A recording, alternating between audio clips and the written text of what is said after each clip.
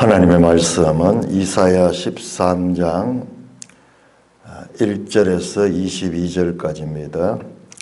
아모스의 아들 이사야가 바벨론에 대하여 받은 경고라. 너희는 민동산 위에 기치를 세우고 소리를 높여 그들을 부르며 손을 흔들어 그들을 존귀한 자의 문에 들어가게 하라. 내가 거룩하게 구별한 자들에게 명령하고 나의 위엄을 기뻐하는 용사들을 불러 나의 노여움을 전하게 하였느니라. 산에서 무리의 소리가 나며 많은 백성의 소리 같으니 곧 열국 민족이 함께 모여 떠드는 소리라. 만군의 여호와께서 함께 싸움을 위하여 군대를 검열하심이로다.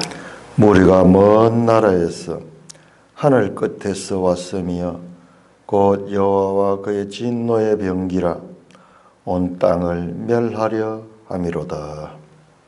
너희는 애곡할지어다. 여호와의 날이 가까웠으니 전능자에게 멸망이 임할 것이미로다. 그러므로 모든 손의 힘이 풀리고 각 사람의 마음이 녹을 것이라. 그들이 놀라며 괴로움과 슬픔에 사로잡혀 해산에 임박한 여자같이 고통하며 서로 보고 놀라며 얼굴이 불꽃 같으리로다. 보라, 여호와의 날 곧 잔혹히 분냄과 맹렬히 노하는 날이 이르러 땅을 황폐하게 하여 그 중에서 죄인들을 멸하리니 하늘의 별들과 별무리가 그 빛을 내지 아니하며 해가 돋아도 어두우며 달이 그 빛을 비추지 아니할 것이로다. 내가 세상의 악과 악인의 죄를 벌하며 교만한 자의 오만을 끊으며 강포한 자의 그만을 낮출 것이며 내가 사람을 순금보다 희수하게 하며 인생을 오빌의 금보다 희귀하게 하리로다. 그러므로 나 만군의 여호와가 분하여 맹렬히 노하는 날에 하늘을 진동시켜 땅을 흔들어 그 자리에서 떠나게 하리니 그들이 쫓긴 노루나 모으는 자 없는 양같이 각기 자기 동족에게로 돌아가며 각기 본향으로 도망할 것이나 만나는 자마다 창에 찔리겠고 잡히는 자마다 칼에 엎드려지겠고 그들의 어린아이들은 그들의 목전에서 메어침을 당하겠고 그들의 집은 노력을 당하겠고 그들의 아내는 욕을 당하리라. 보라, 은을 돌아보지 아니하며 금을 기뻐하지 아니하는 메대 사람을 내가 충동하여 그들을 치게 하리니 메대 사람이 활로 청년을 쏘아 죽이며 태의 열매를 긍휼히 여기지 아니하며 아이를 애석하게 보지 아니하리라.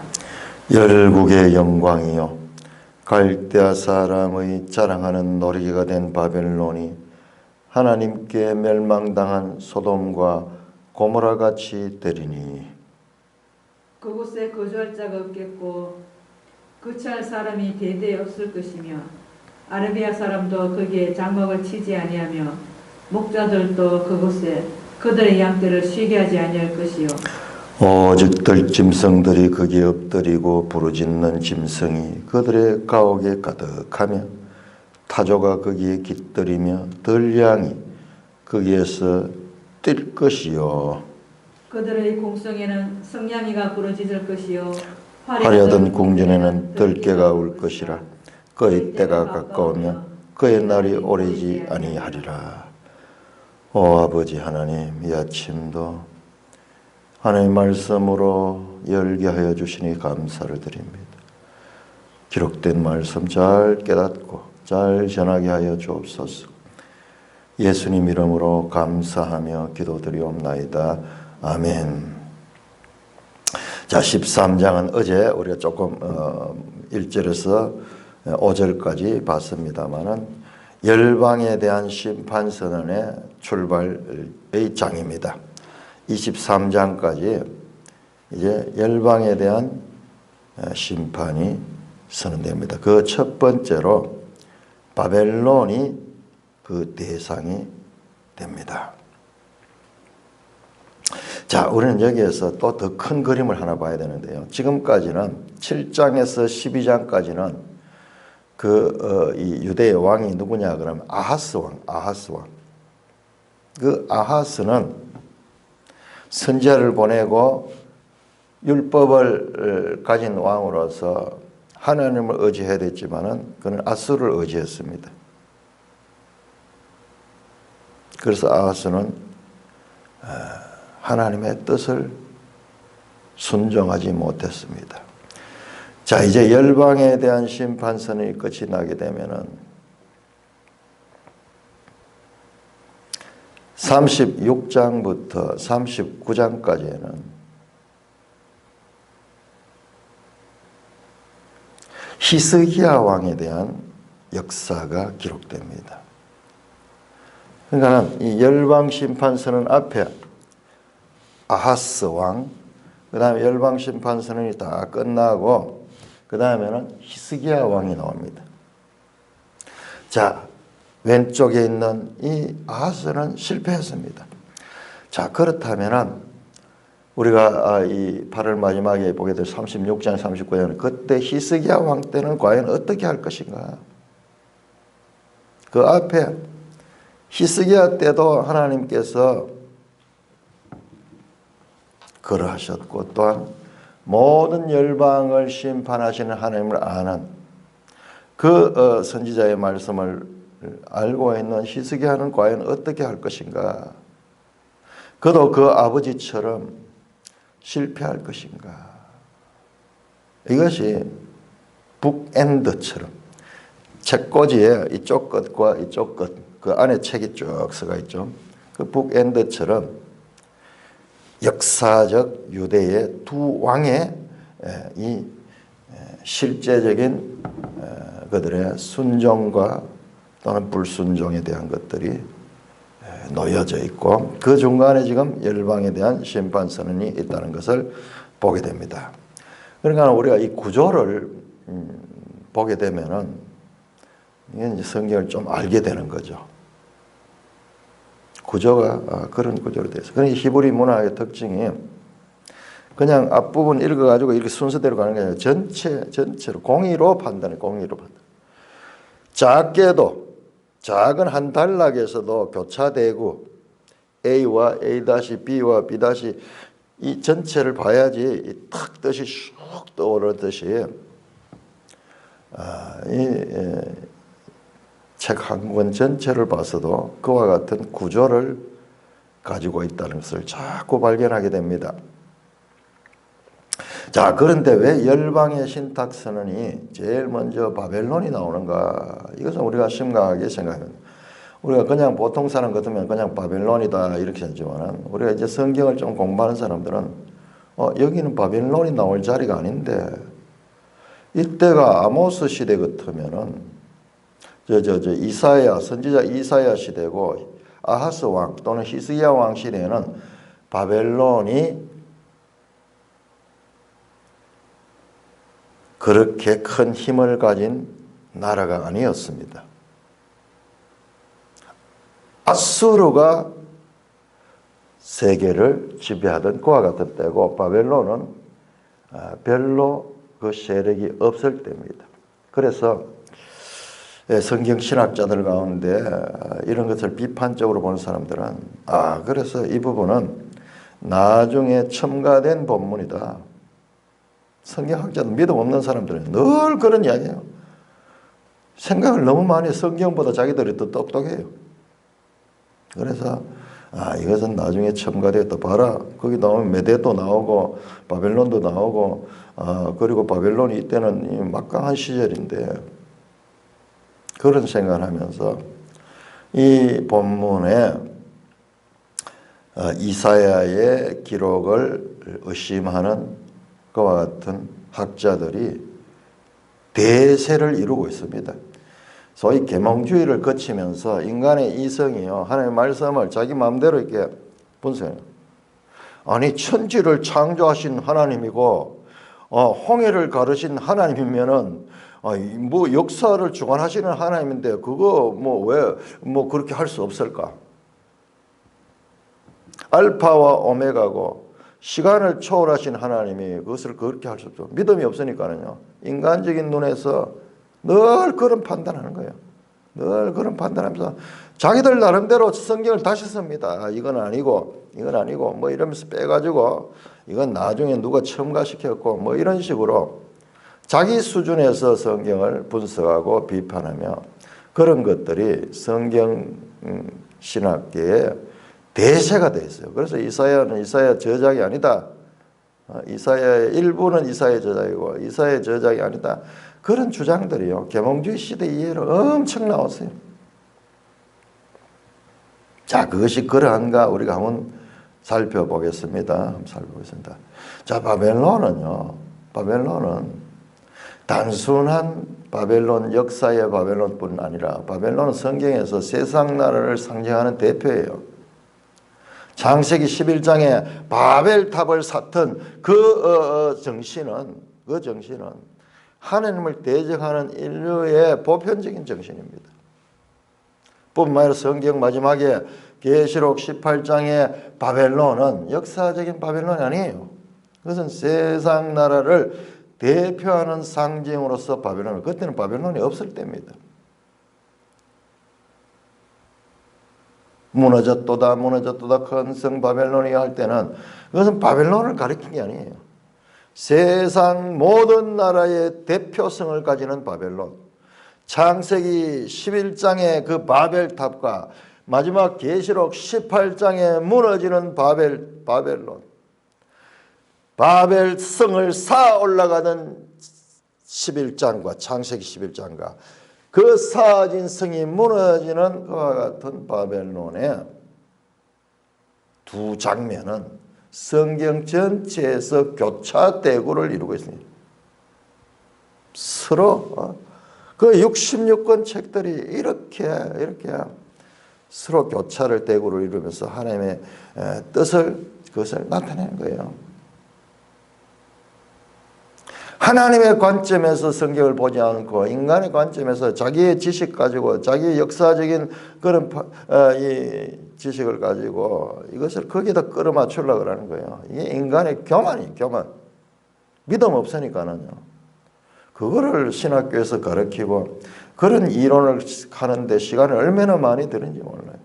아니, 그런 하나님 같으면 믿을 필요도 없고 그럴 성경 같으면 우리가 성경을 어떻게 믿어요? 우리 인간의 이성보다도 부족한 성경을. 자, 1절에서 5절까지는 하나님께서 열방을 심판하고 특별히 바벨론을 심판하기 위해서 군대를 모집하는 장면, 군대를 모집하는. 그래서 우리가 일사불란하게 쫙 모여 들고 있습니다. 6절입니다. 너희는 애곡할지어다. 여호와의 날이 가까웠으니 전능자의 멸망이 임할 것이다. 이것은요, 애곡할지어다. 얄라, 영어로 howling, 외쳐 막 통곡하는 겁니다. 통곡할지어다. 얄라, 이것부터 시작이 됩니다. 왜? 여호와의 날이 가까웠으며 전능자에게서 멸망이 임할 것이기 때문에. 그러므로 모든 손에 힘이 풀리고 각 사람의 마음이 녹을 것이라. 그들이 놀라고 괴로움과 슬픔에 사로잡혀 해산이 임박한 여자같이 고통하며 서로 보고 놀라며 얼굴이 불꽃 같으리로다. 이것은요, 탄식시 또는 장례식 때에 하는 그와 같은 장례식에 애곡하는 시의 형식을 가지고 있습니다.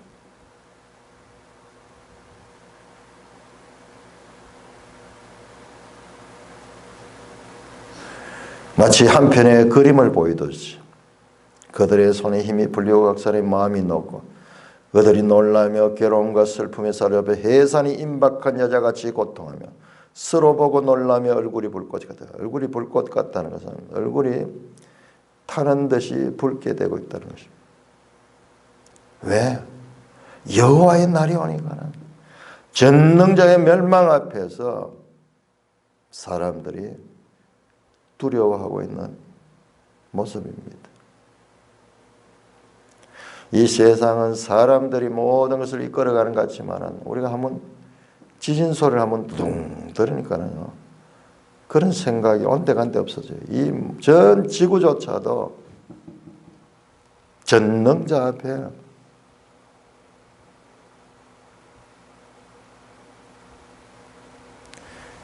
두둥하면서 지전선을 하는 거는 아무 생각이 없어요.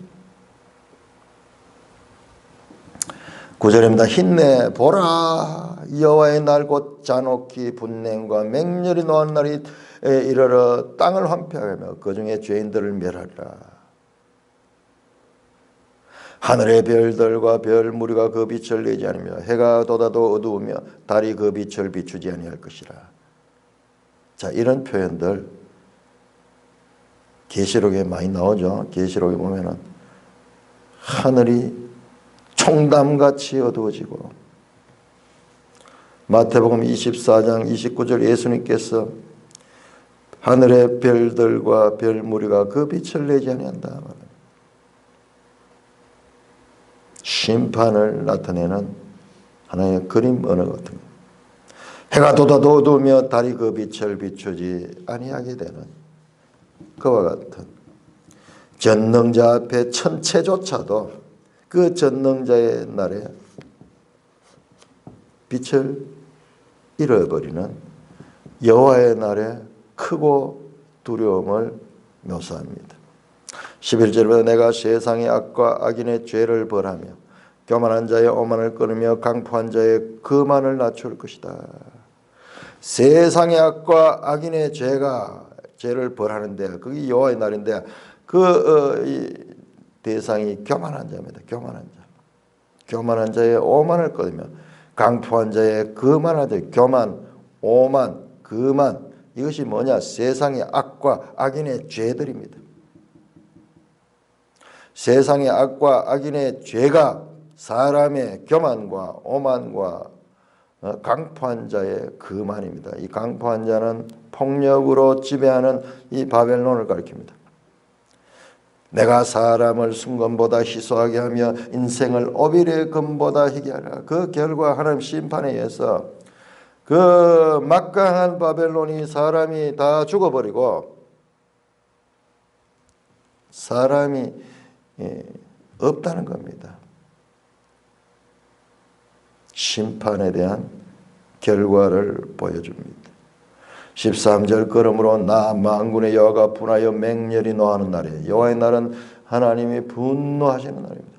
하늘을 진동시키며 땅을 흔들어 그 자리에서 떠나게 하리니.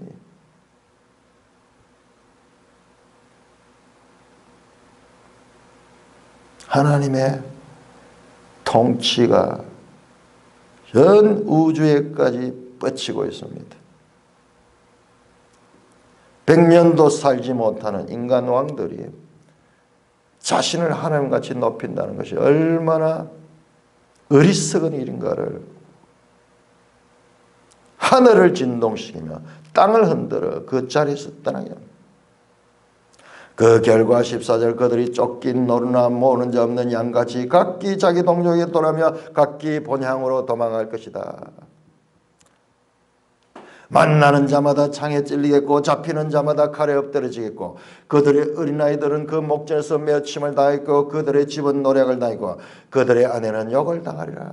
이거 한편의 그림입니다. 노루나 양이요. 양이 무서운 짐승이 오니까는 목자 없는 양같이 혼비백산에서 막 도망가는 거예요.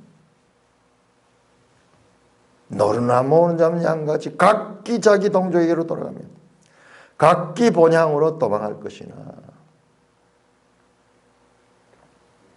그러나 만나는 자마다 창에 찔리고 잡히는 자마다 칼에 엎드러지고 그들의 어린아이들은 목전에서 매어침을 당했고 그들의 집은 노략나 그들의 아내는 욕을 당하리라.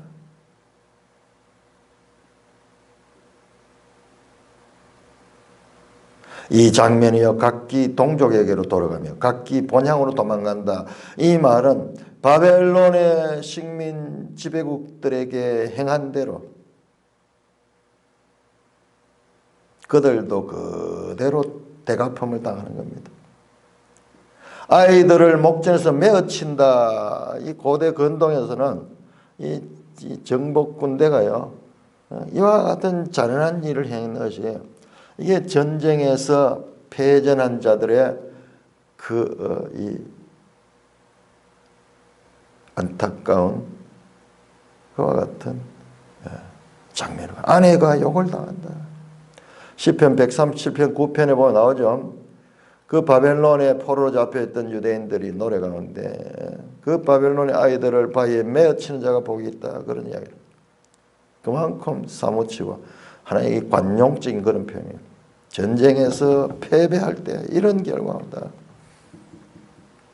17절입니다. 누가 그러면 이 막강한 바벨론을 이렇게 파괴하는가? 17절 은을 돌아보지 아니하며 금을 기뻐하지 아니한 메대 사람을 내가 충동하여 그들을 치게 하리라. 메대 사람을 누가 내가 충동하여 하나님은 이 모든 세계의 역사를 주관하신 분입니다. 마치 아수르를 하나님께서 들어서 사용했듯이 메대 사람을 충동하여 그들을 치게 할 것이다. 메대 사람이 활로 청년을 죽이며 쏘아 죽이며 태열매를 긍휼히 여기지 않는다. 이 메대는 오늘날 이란이 해당됩니다. 메대 바사, 이 메대가 먼저 일어났습니다. 메대가 바벨론을 멸망하라. 이것은 BC 500년경에 일어난 일이죠. 지금 BC 700년경인데 장차 일어날 일들을 미리 지금 예언하는 거예요. 많은 사람들이 이런 일들이 어떻게 하나님이 이사야 자기 시대도 아닌데 이렇게 이것을 알 수 있느냐. 그러니까 이거는 편집이다. 그러니까 1절 보세요. 1절 13장 시작하면서 그거 모르는 바보 같으면 이렇게 하겠어요. 아모스의 아들 이사야가 바벨론에 대하여 받은 것이다. 일부러 확인자 이사야가 바벨론에 대하여 받은 경고다.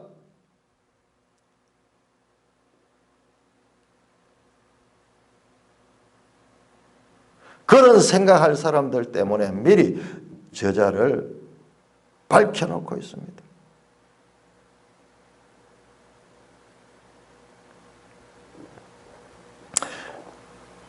우리가 이 믿음을 잃어버리고요. 인간의 이야기를 듣기 시작하면 그럴듯하잖아요. 맞잖아요. 어떻게 자기 시대도 아니고 200년 후에 일어날 일들을 이렇게 자세하게 묘사하셨는가.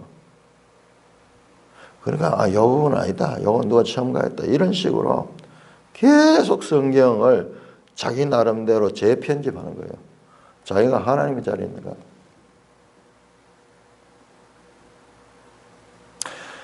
메대 사람이 활로 청년을 쏘아 죽이며 태열매 어린아이들입니다.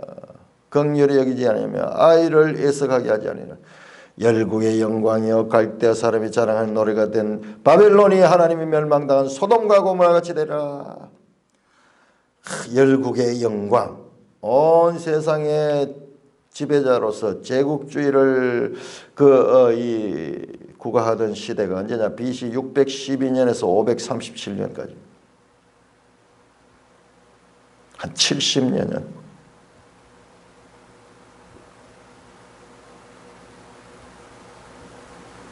갈대아 사람의 자랑한 노래가 된 바벨론이 하나님이 당한 소돔과 고모라 같이 될 것이다.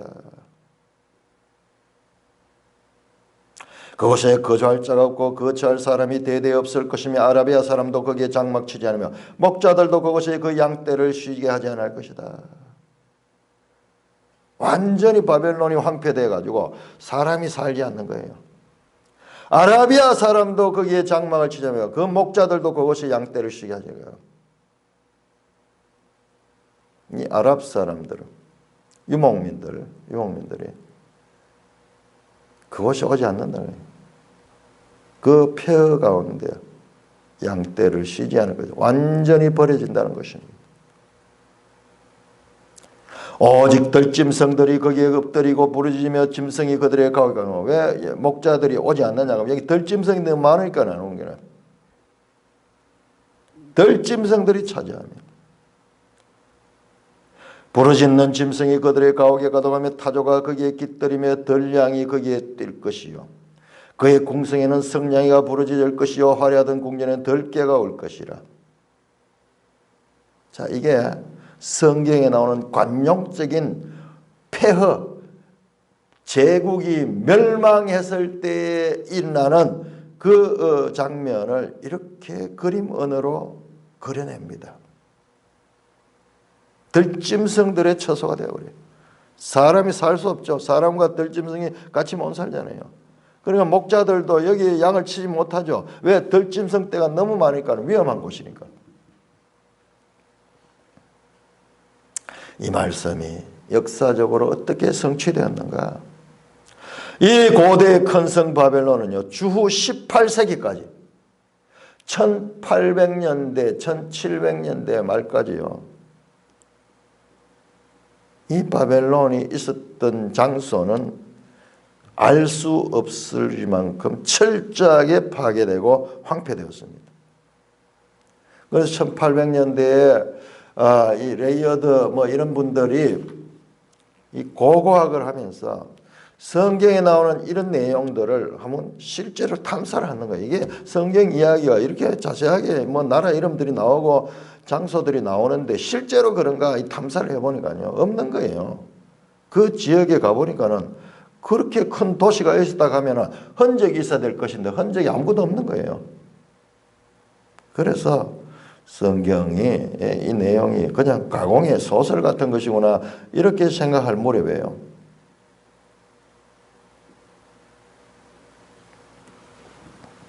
그들이 그 산으로 되어 있는, 산같이 큰 구렁으로 되어 있는 그 지역을 여행하다 거기를 파보니까요, 그 산 속에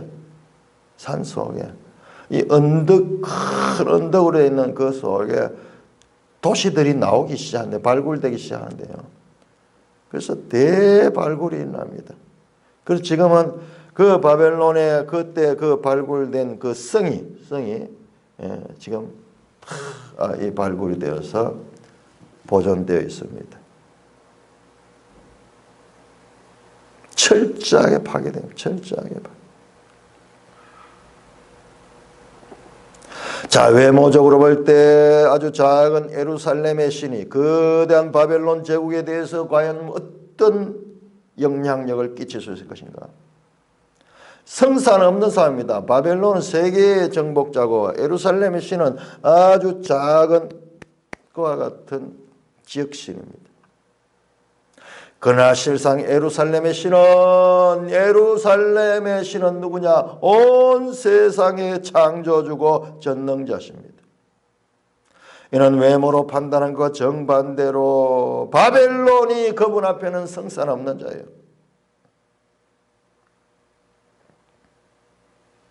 이사야가 죽고 난 지 수년 후에 그 바벨론 시대의 가장 위대한 왕이었던 느부갓네살 왕은 다니엘 4장 34절 35절에 보면은 몸소 여호와 하나님은 세계 모든 우주의 하나님이심을 고백합니다.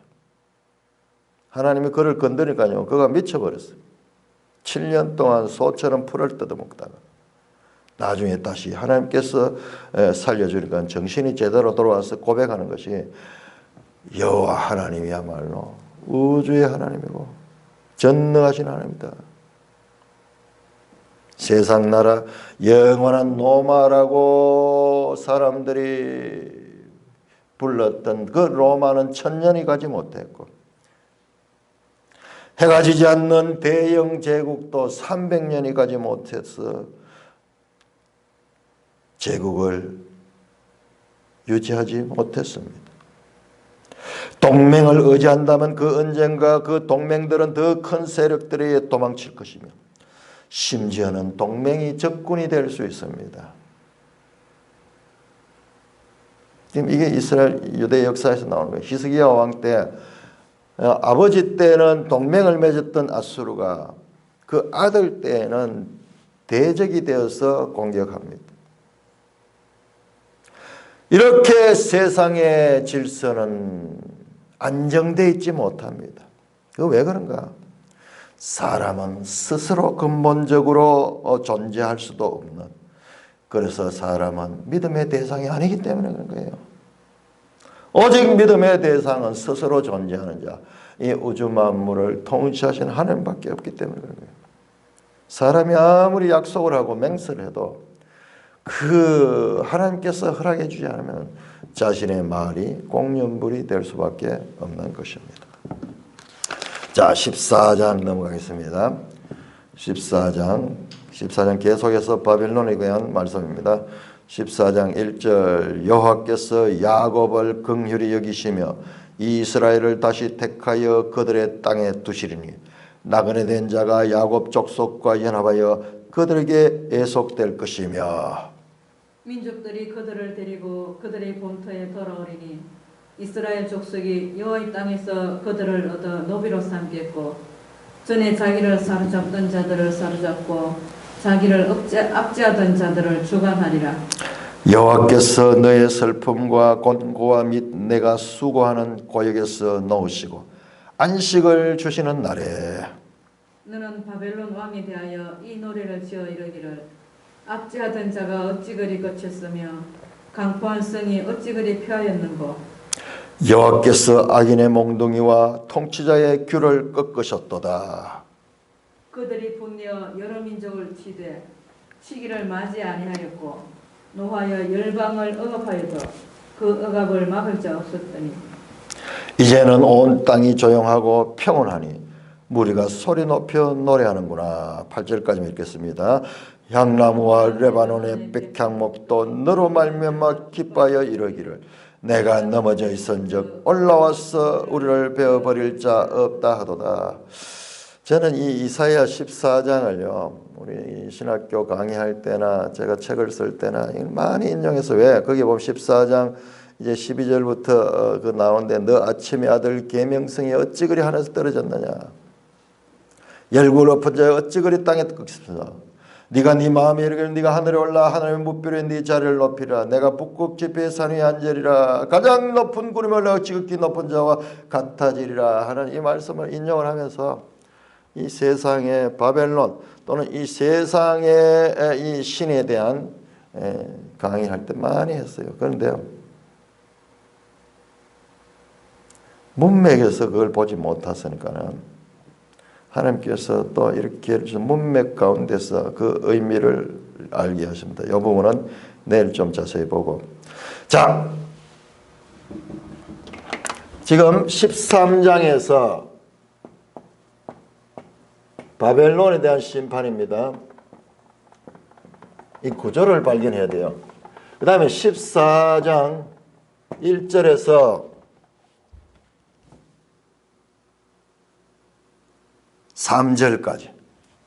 3절까지는 유대의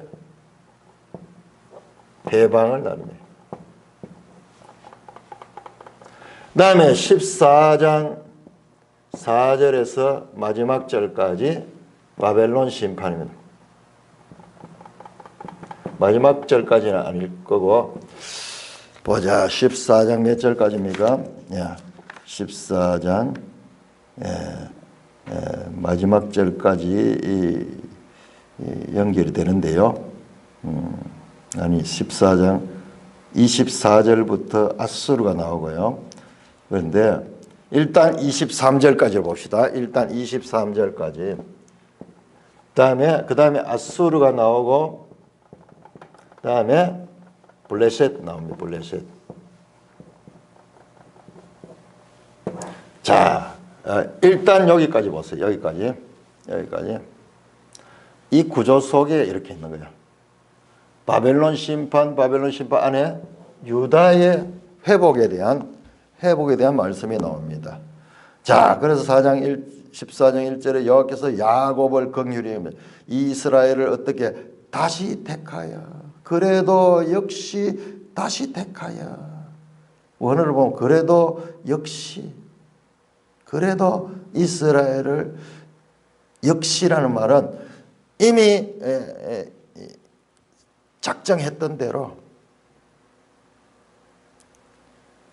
레위기 28장 44절에 보면 나오죠. 26장 레위기 26장은 하나님께서 이 법을 지키면은 받는 복과 그렇지 않을 때 이 불순종할 때 심판이 나오는데 그 내용 가운데 저 후반부에 가면요 하나님이 불순종한 이스라엘을 아주 멸하지 아니하신다.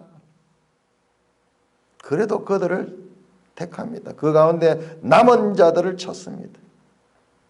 여기 남은 자예요.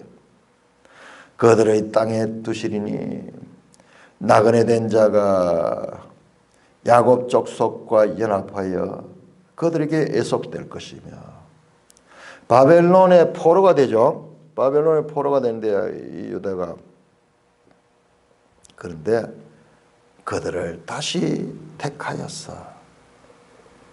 그들의 땅으로 돌려주겠다는 거예요. 그래서 나그네 자가 야곱 족속과 연합하며 그들에게 애속될 것이며 자 나그네 된 자는 누구냐 그러면은 이것은 유대인들이 아닌 자예요. 야곱 족속은 누굽니까? 여기에 야곱 족속은 심판을 경험한 그와 같은 연단된 그와 같은 자들이에요. 고난의 훈련을 경험한 자들입니다. 그때에 나그네 된 자가 야곱 족속과 연합한다. 이방인들. 제가 그래서 우리 오자매님이 그 이야기를 하는데 그 기본 족속 이야기를 하는데 이 말씀하고 연관이 되는 거 한번 생각해 보세요. 나그네 된 자가 야곱 족속과 연합하여 그들에게 애속되는 거예요. 이방인이 그냥 돌아온다. 이방이나 유대인이나 관계없이 돌아온 그 관계 아니고 여기서 애속된다고 표현했어요. 이스라엘에게 애속되며 민족들이 그들을 데리고 여기에 민족들도 그 열방입니다. 열방. 민족들 복수로 되어 있죠. 열방이 그들을 데리고 그들의 본토에 돌아오리니 본토로 돌아오면 포로로 갔다가 이제 본토로 돌아오니 이스라엘 족속이 여호와의 땅에서 그들을 얻어 로비로 삼겠고 전에 자기를 사로잡던 자들을 사로잡고 이스라엘 족속이 그래서 그 이방인들을 같이 데리고 본토에 돌아와서 여호와의 땅 그 본토에서 그들을 얻어 노비로 삼는다. 그리고 전에 자기를 사로잡던 자들을 사로잡고 자기를 압제하던 자들을 주관하리라. 자기를 사로잡던 자는 누구냐? 바벨론이죠. 바벨론이 그들을 포로로 잡아갔죠. 그 바벨론을 그들이 사로잡고 자기를 압대한 자들을 오히려 반대로 유대가 주관하게 된다는 말입니다. 여호와께서 너의 슬픔과 공고와 및 내가 수고하는 고역에서 놓으시고 안식을 주신 날이다. 회복, 해방과 회복, 귀한 이때 이 유대는 이와 같은 기쁨의 날, 해방의 날, 회복의 날, 이때가 바벨론에는 심판의 날입니다. 심판의 날. 이게 동전의 양면인 거예요. 바벨론의 심판은 유대의 회복의 날입니다. 그래서 이와 같이 이 샌드위치 구조로 돼가지고 제일 중앙에다가 지금 유대의 회복, 유대의 해방에 대한 메시지가 그 속에 들어있는 거예요. 이 구조를 한번 보세요. 이 구조를.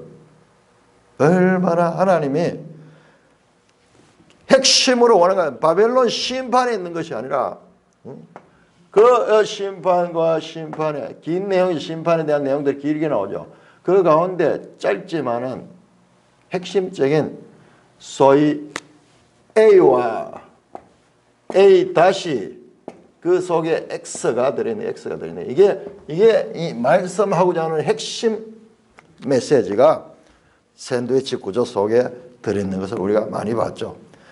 우리가 이제 성경에 하나님의 이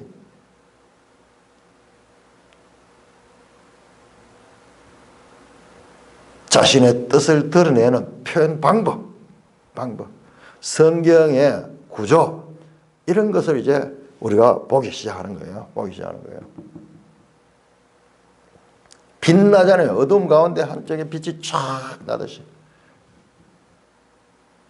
여호와께서 야곱을 긍휼히 여기시며 이스라엘을 다시 택하여야 된다. 지금 바벨론 포로되어 있던 자들,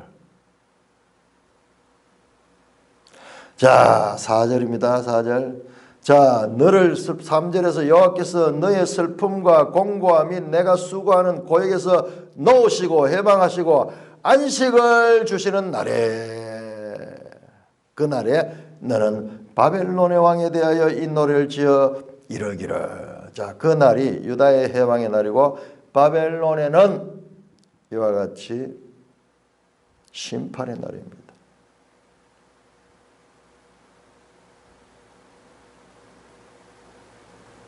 그 가운데서도 바벨론 왕에 대하여 이 노래를 지어 이르기를.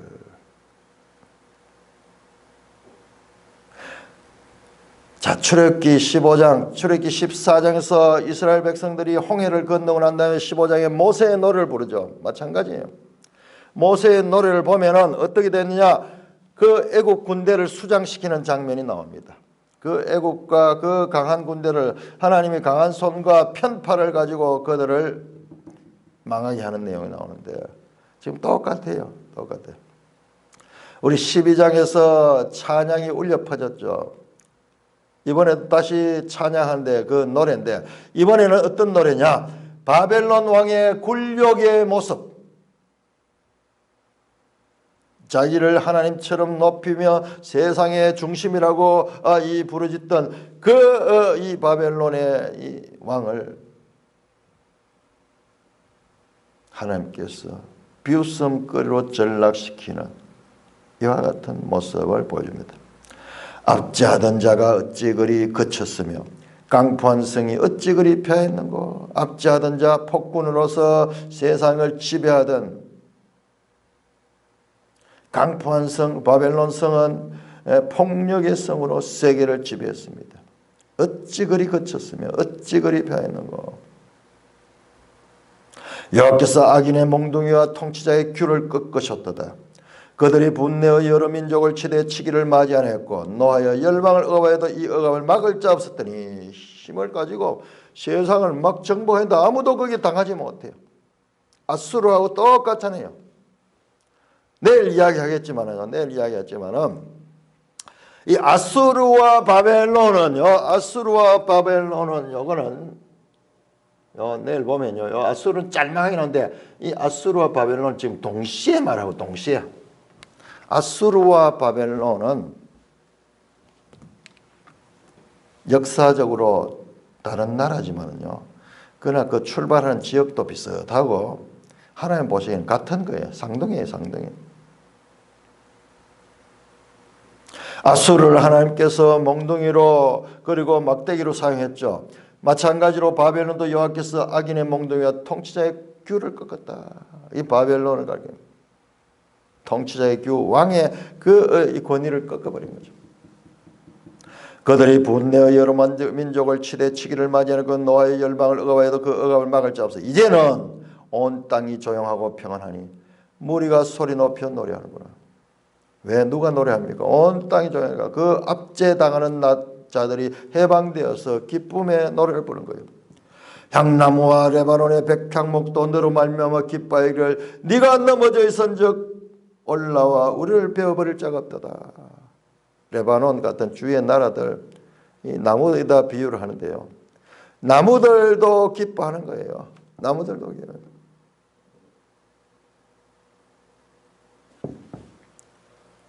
그 폭군들은 들어와서 이 레바논 백향목을 베어가지고 그들 가지고 그들의 왕궁을 짓고 그렇게 하면서 끝없는 벌목을 했을 텐데 그 바벨론 왕이 죽어버리니까는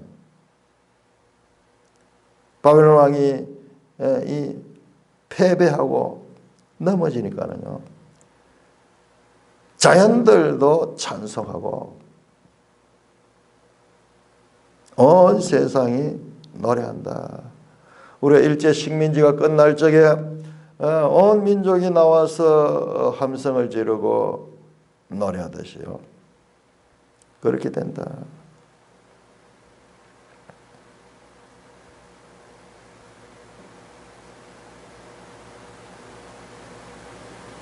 자, 우리 에스겔 32장 한번 32장 한번 볼까요? 에스겔 32장. 자, 말씀 드렸습니다.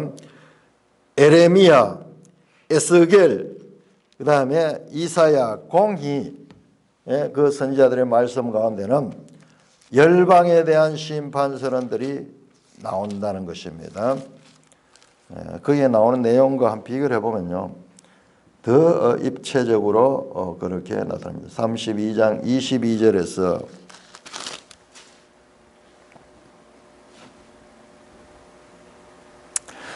32장 22절 열국에 대한 그 말씀을 하는데, 거기에 아수르와 그 온 무리가 있으며 다 죽임을 당하여 칼에 엎드려진지라. 그 무덤이 사방에 있도다. 그 무덤이 구덩이 깊은 곳에 만들어지고 그 무리가 무덤 사방에 있으며 그들이 다 죽음을 당하여 칼에 엎드린 자같이 생존하던 사람들의 세상에서 사람을 두렵게 하는 자들이다. 이 영웅들의 이 무덤입니다.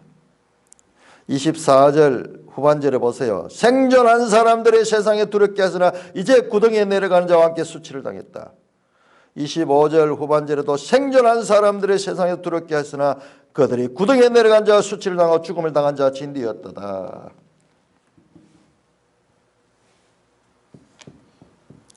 바벨론, 세상에 교만과 거만과 힘을 가지고 지배한다고 자신을 하나님같이 높였던 자들이 멸망하는 모습입니다. 그래서 그들도 무덤 속으로 내려가고 소울 속으로 내려가는 내용이 9절 이하에 나옵니다.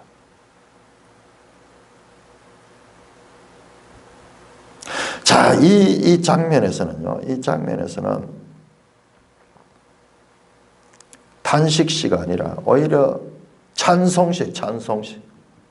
악인들의 죽음은 슬픔이 아니라 온 피조물들까지 찬송하는 그와 같은 찬송시입니다. 탄식시를 패러디한 찬송시예요. 찬송시. 악인의 죽음.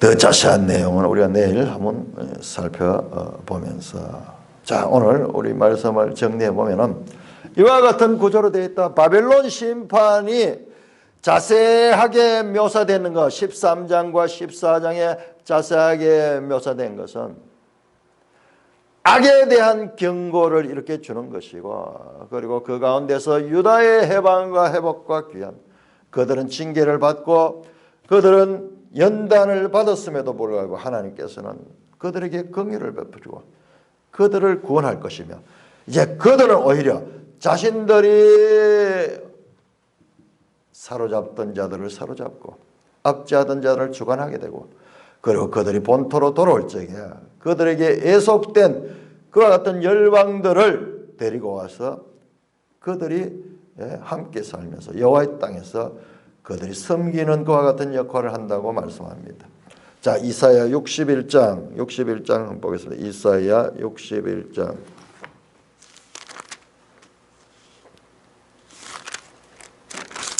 5절입니다. 5절. 외인은 서서 너희 양떼를 칠 것이요 이방 사람은 너희 농부와 포도원지기가 될 것이라. 여기 나오네요. 다시 돌아올 때 외인들이 와서 섬기잖아요. 섬겨서 하는 일이 무엇이냐? 그 외인들은 서서 너희 양떼를 치고 이방 사람은 너희 농부와 포도원지기가 될 것이며, 오직 너희는 여호와의 제사장의 일컬음을 받을 것이라. 사람들이 너희를 우리 하나님의 봉사자 할 것이니 너희가 이방 나라들의 재물을 먹으며 그들의 영광을 얻어 자랑할 것이라. 너희가 수치 대신에 보상을 배나 얻으며 능력 대신에 몫으로 말미암아 즐거워할 것이요 그래야 그들의 땅에서 갑절을 얻고 영원한 기쁨이 있으리라. 물론 나 여호와는 정의를 사랑하며 불의의 강탈을 미워하며 성실히 그들에게 갚아주고 그들과 영원한 언약을 맺을 것이라. 그들의 자손은 문나라 가운데 그들의 후손은 만민 가운데 알리리니 무릇 이를 보는 자가 그들은 여호와께 복받은 자손이라 인정하리라. 언제? 4절에 보면 그들이 오래 항폐했던 곳을 다시 살 것이며 애부터 무너진 곳을 다시 일으킬 것이며 황폐한 성읍 곧 대대로 무너져 있는 것을 중수할 것이다. 유대가 회복될 때 그 장면을 더 자세하게 말씀하고 있습니다. 찬송가 312장입니다.